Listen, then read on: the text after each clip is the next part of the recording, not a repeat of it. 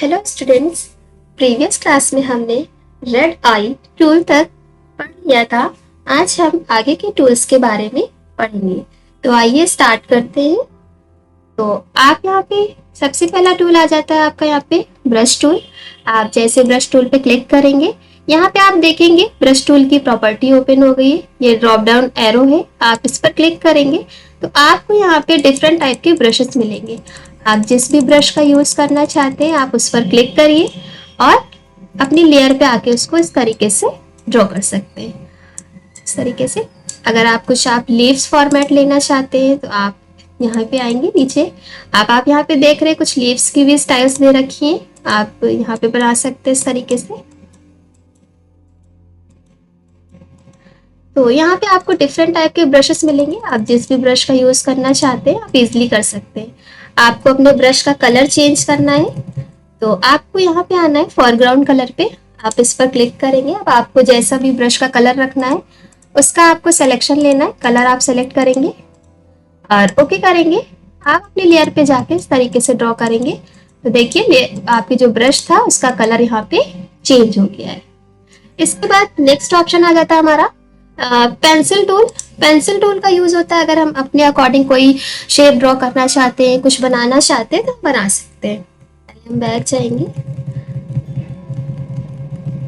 इस तरीके से और अब हमने यहाँ पे पेंसिल ले ली और आपको पेंसिल का साइज थोड़ा सा छोटा करना है तो आप छोटा भी कर सकते हैं। ये मैंने आपको प्रीवियस क्लास में ही बता दिया था। अब आप यहाँ पे जो भी टाइप करना चाहते हैं, जो भी आप पेंसिल के थ्रू लिखना चाहते हैं तो आप लिख सकते हैं इस तरीके से। देखिए जैसे मैं यहाँ पे कुछ सेंटेंस लिख रही हूँ, जैसे मैंने ये डेमो लिखा। इस तरीके से अगर आप कुछ लिखना चाहते हैं या आप कोई लीव बनाना चाहते हैं तो आप इस तरीके से लीव भी बना सकते हैं। इसके बाद नेक्स्ट आपका आ जाता है यहाँ पे कलर रिप्लेसमेंट टूल। इसका यूज होता है कि जैसे हमने ये डेमो वर्ड लिखा है और इसका कलर मैंने पिंक दिया है, अगर हमें इसका कलर चेंज करना है तो हम यहाँ पे कलर रिप्लेसमेंट टूल का यूज करते हैं। तो जैसे मैंने इसको सेलेक्ट किया, सेलेक्ट करने के बाद हम यहाँ पे आएंगे फॉरग्राउंड पे और हमने यहाँ पे इसका कलर ग्रीन रखा। ये हमें ग्रीन कलर से लिखना, ग्रीन रखेंगे और ओके करेंगे। अब आप जहाँ पे हमने डेमो वर्ड लिखा उस पे माउस से होल्ड करके ऐसे ड्रैग कराएंगे तो अब आप देखेंगे कलर जो होगा वो हमारा रिप्लेस होगा इस तरीके से। तो ये क्या काम करता है, आपको जो आपने कलर दिया होता है उसको चेंज करके उसके जगह पे एक नया कलर ऐड करने का काम करता है। इस तरीके से आप देखिए इस तरीके से। फिर इसके बाद नेक्स्ट का ऑप्शन आ जाता है आपका यहाँ पे मिक्स ब्रश टूल। ये क्या काम करता है, ये कई कलर को मिक्स करके एक नया कलर बनाने का काम करता है। आप इस पर क्लिक करेंगे और ये पॉइंट आ रहा है आपका एक छोटा सा, आप इसके साइज को थोड़ा सा हमने बढ़ा लिया और माउस का लेफ्ट बटन होल्ड करके आप इस तरीके से इसको मिक्स करिए और इस तरीके से अगर आप इसको मिक्स करेंगे तो आपके पास एक नया कलर बन के आएगा। और अगर आपको कोई और कलर इसमें ऐड करना है तो आप वो भी कर सकते हैं। आपने कलर सेलेक्ट किया और आप ओके करेंगे। अब आप देखिए आप इस तरीके से इसको मिक्स करेंगे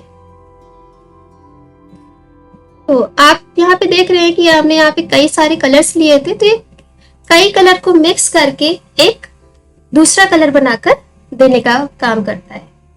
अब इसके बाद हमारा ये आपके टूल्स कंप्लीट हो गए। ये आपको समझ में आ गया होगा ब्रश टूल, पेंसिल टूल क्या होता है, आपका कलर रिप्लेसमेंट टूल क्या होता है और मिक्सर ब्रश टूल क्या होता है। अब इसके बाद जो हमारा नेक्स्ट आता है क्लोन स्टैम्प टूल। इसका यूज क्या होता है, पहले हम बैक जाएंगे यहाँ से आते हैं, लेयर ले लेंगे और हाँ यहाँ पे आते हैं नेक्स्ट ऑप्शन आता है आपका क्लोन स्टैम्प टूल। इसका यूज होता है कि अभी हमने ब्रशेस पढ़े, ब्रश के थ्रू अगर हम चाहते हैं कि हमारी जो पिक्चर है वो एक ब्रश फॉर्मेट में आ जाए तब हम क्लोन स्टैम्प टूल का यूज करते हैं। आपने क्लोन स्टैम्प टूल पे क्लिक किया, अब देखिए जो आपका कर्सर था एक पॉइंट में चेंज हो गया। अब आपको अपनी ओरिजिनल पिक्चर पे आना है और यहाँ पे आपको ऑल्ट को होल्ड करना है। कीबोर्ड से आप ऑल्ट बटन को होल्ड करेंगे और माउस का लेफ्ट बटन होल्ड करके आपको पिक्चर का सिलेक्शन लेना है। इस तरीके से आप अपनी पिक्चर का सिलेक्शन लेंगे और इसके बाद अपनी लेयर पे आएंगे और इसका थोड़ा सा साइज हम बढ़ा लेते हैं और अपनी लेयर पे इस तरीके से आप ड्रैग कराएंगे। तो जो आपकी पिक्चर थी वो देखिए अब आप एक ब्रश के फॉर्मेट में यहाँ पे आएगी इस तरीके से। तो इस तरीके से अगर हम अपने क्लोन स्टैम्प टूल का यूज करना चाहते हैं तो हम कर सकते हैं, यानी कि पिक्चर से आप ब्रश को हम पिक्चर से अपनी लेयर पर ला सकते हैं। इसके बाद नेक्स्ट टूल आता है हमारा यहाँ पे पैटर्न स्टैम्प टूल। इसका यूज होता है अपनी लेयर पे अगर हम कोई पैटर्न फिल करना चाहते हैं तो हम कर सकते हैं।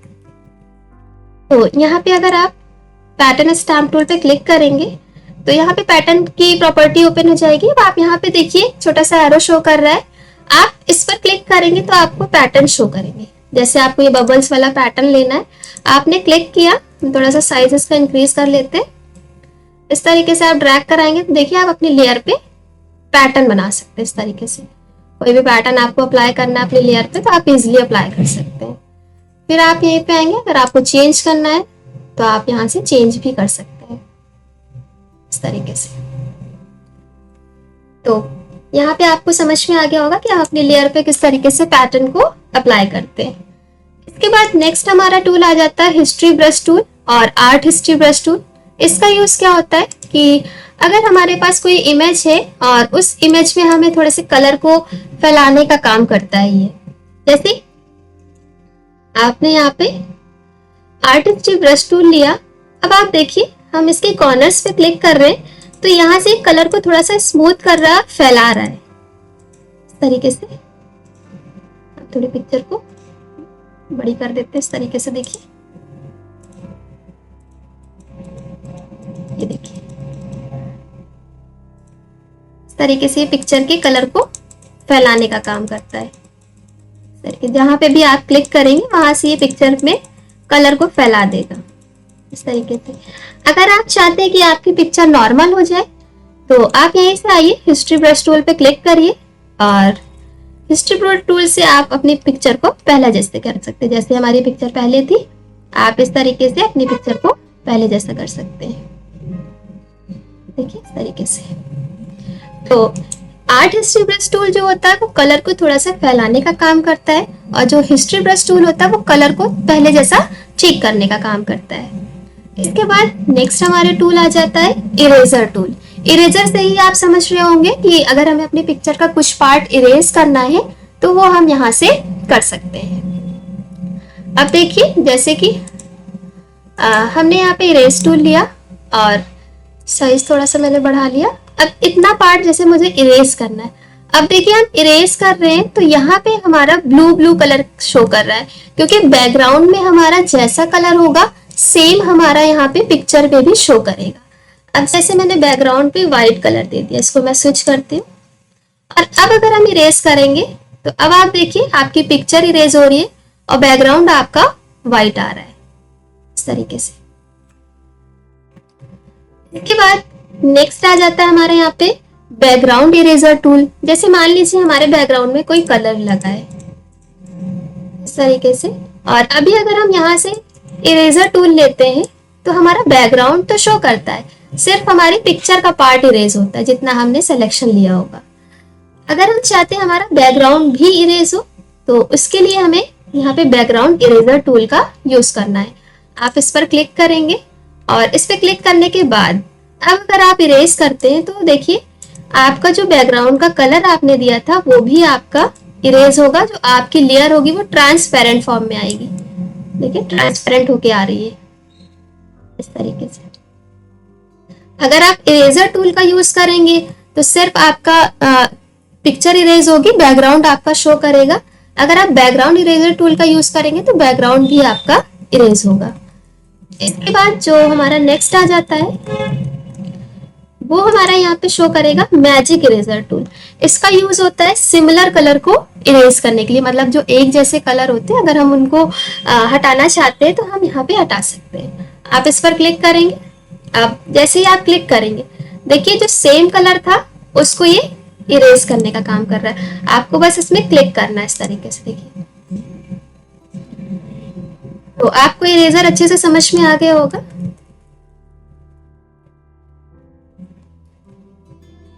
इस तरीके से इसके बाद नेक्स्ट हमारा आ जाता है ग्रेडियंट टूल।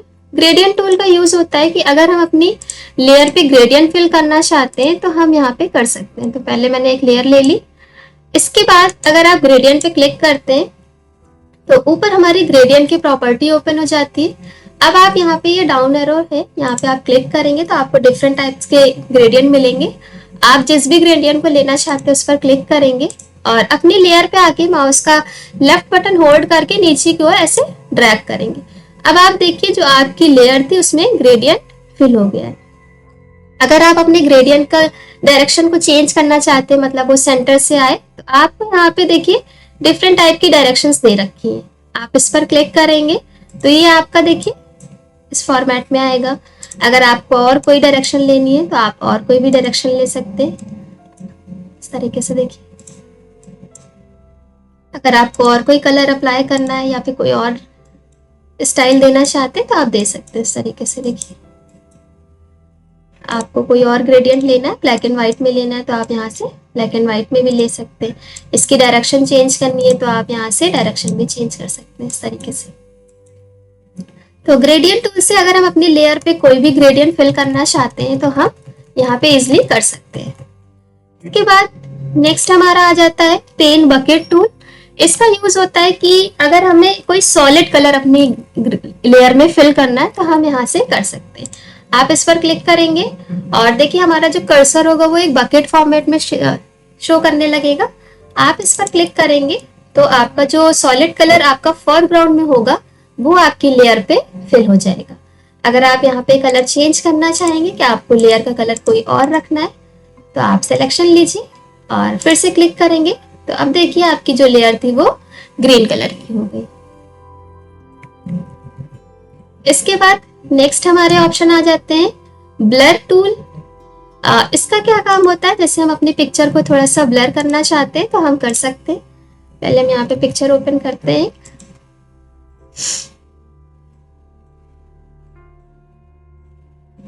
इस तरीके से पिक्चर के साइज को थोड़ा सा हम बढ़ा लेंगे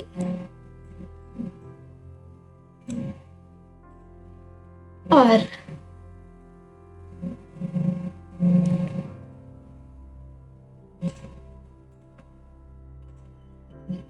एक लेयर ले लेंगे। इसके बाद एक पिक्चर ओपन करेंगे।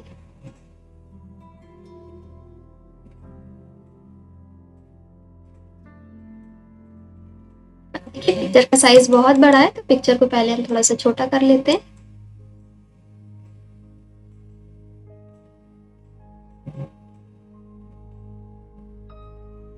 इस तरीके से अप्लाई कर देंगे और अपनी लेयर को हम फिट कर लेंगे। और अब हम यहाँ पे आते हैं, नेक्स्ट आपका आता है ब्लर टूल। आप इस पर क्लिक करेंगे, देखिए एक कर्सर आपका चेंज हो गया है, एक सर्कल बन के आ रहा है। आप इससे जिस भी एरिया को ब्लर करना चाहते हैं वहां पे इस तरीके से आपको ड्रैग करना है। अब आप देखिए आपकी जो पिक्चर है वो ब्लर हो रही है। इस तरीके से आप ड्रैग कराएंगे तो आपकी जो पिक्चर होगी वो ब्लर हो जाएगी। अब आप देख सकते हैं ये आपका ऊपर का पार्ट है, ये नीचे का पार्ट है। हमने जितना इसकी हाफ पिक्चर को ब्लर किया है, ये देखिए, तो ये पिक्चर को ब्लर करने का काम करता है। इसके बाद नेक्स्ट आ जाते हैं शार्पनेस टूल। ये क्या करता है, ये पिक्चर में शार्पनेस लाने का काम करता है। आप इस तरीके से जैसे आप अपनी पिक्चर पे थोड़ी सी शार्पनेस लाना चाहते हैं तो आप ला सकते हैं। इस तरीके से आपको जहां पे भी लाना है उस पर आपको ड्रैग करना होगा इस तरीके से, तो आप अपने पिक्चर में शार्पनेस ला सकते हैं। इस पार्ट में देखिए इस तरीके से हम करते हैं, आपकी पिक्चर जो होगी वो शार्प हो जाएगी। इस तरीके से आपको ड्रैग कराना है।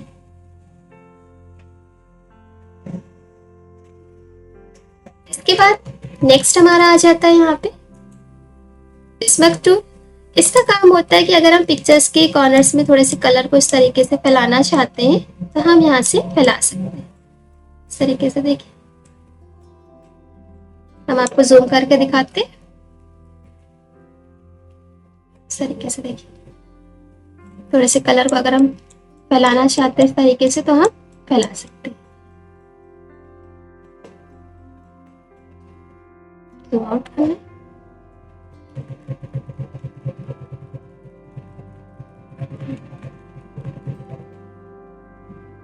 पिक्चर के साइज को थोड़ा सा फिट करते हैं।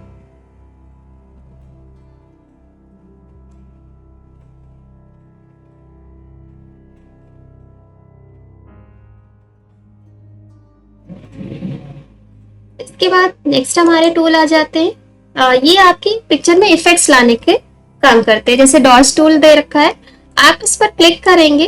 अब आपकी जो पिक्चर होगी वो देखिए लाइट हो जाएगी। जो आपका कलर होगा, जैसे कि ये रेड कलर है, अगर हम इसको थोड़ा सा लाइट करना चाहते हैं तो हम यहाँ से इजिली कर सकते हैं। देखिए इस तरीके से हम इसको ड्रैग कराएंगे और आपकी पिक्चर देखिए।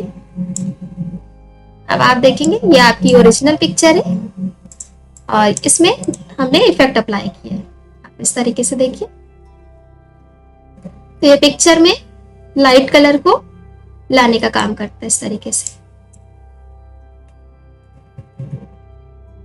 इसके बाद नेक्स्ट टूल पे आते हैं, बर्न टूल। देखिए पिक्चर में ये डार्क इफेक्ट देने का काम करता है इस तरीके से। पिक्चर का कलर जो होगा ना, उस पार्ट को ये डार्क करने का काम करेगा।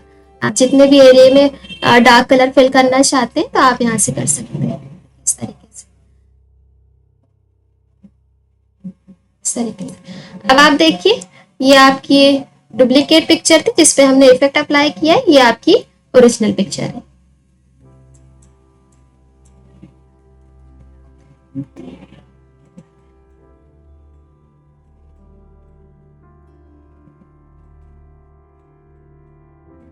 तरीके से थोड़ा सा एडजस्ट कर लेते हैं पिक्चर को।